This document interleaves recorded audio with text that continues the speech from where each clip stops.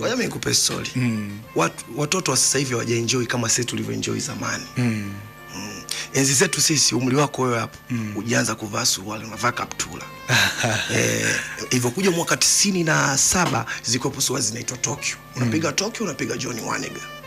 Alafu sasa kuja mwaka 98 zikaja zilikuwepo chupi fulani hivi. Hakuna boxer. Kuna chupi zinaitwa vipi, nyingine inaitwa mwanaume. Wanawake walikuwa na chupi zinaitwa mtajiju. Sasa ile vipi ilikuwa na kamba hapa katikati. Ile ukizubaa unaikuta shingoni. Sisi ndio tuenjoy. Kuna siku moja nataka nikwambie kitu kimoja. Kwenye mihangaiko yangu hii siku moja.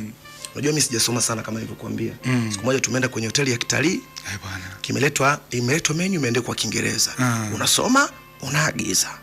Sasa katika kusoma na kuagiza hapo, wenzangu wote wakaagiza, nikabaki peke yangu. Nafanyaje? Nataka kula kuku. Nikampigia mjomba.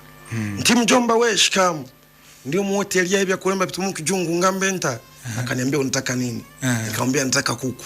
Akaniambia chukua yai, waambie I need the mother of this. Nataka mama wa hii. Akaniokoa.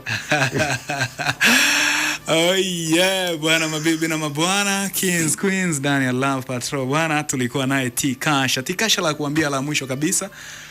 Mimi nawashukuru sana kila mmoja ambaye ananifuatilia, lakini pia nashukuru